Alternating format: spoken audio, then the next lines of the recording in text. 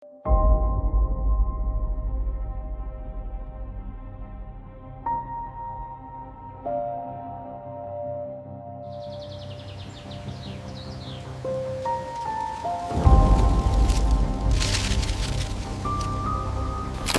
alaykum o'rtoqlar, kanalimizga xush kelibsiz. Siz bilan har doimgidek Abduhalim Bro. Albatta obuna bo'ling va bizni kuzatishni davom eting. Ushbu videoga men bir kun vaqt ajratdim. Sizdan like bosib obuna bo'lish uchun bor yo'g'i 5 sekund vaqtingiz ketadi. Rahmat, sog' bo'ling, salomat bo'ling.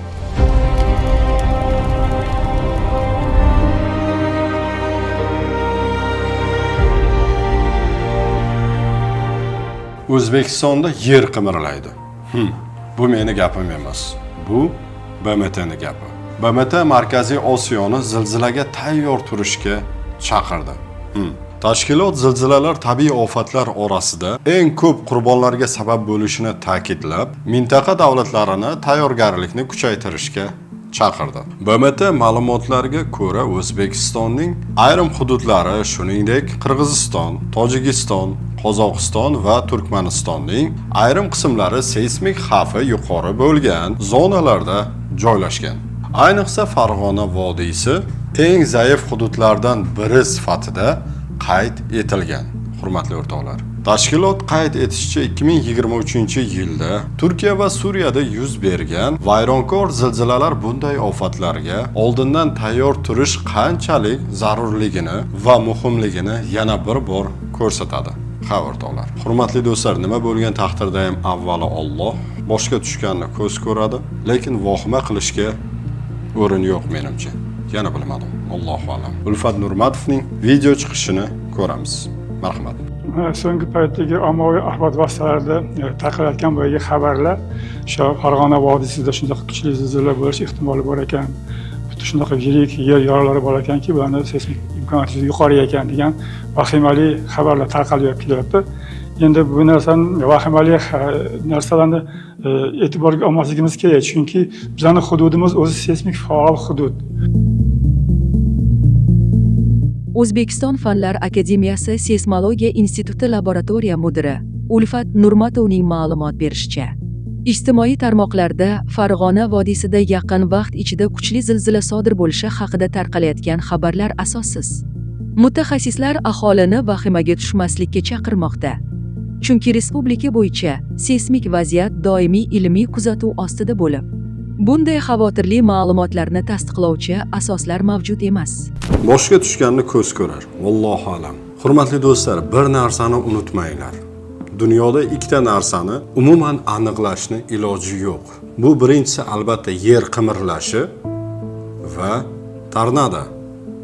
Albatta bu meni shaxsiy fikrim. Men nima demoqchiman? Qaysidir ma'noda yer qimirlashi bizga yot narsa emas, hurmatli do'stlar. 1966-yilni eslaymiz. Toshkent.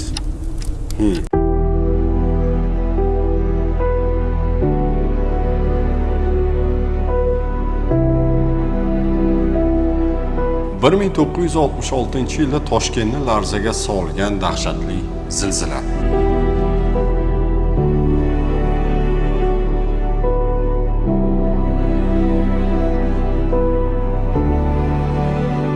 Bir 1966-yilda 23-aprel kuni tongi saharda 05:23 da Toshkent shahridagi eng kuchli zilzilalardan biri sodir bo'lgan edi.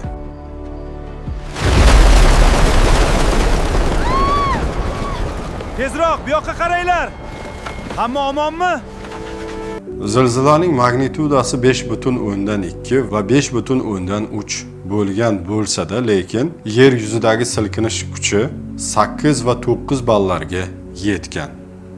Epitsentr shahar markaziga yaqin joylashgani sababli katta vayrongarchilik yuz beradi. Epitsentr nima degani desangiz, soddaroq tilda, epitsentr zilzila sodir bo'lgan joyning to'g'ridan-to'g'ri yer yuzasining ustki nuqtasi.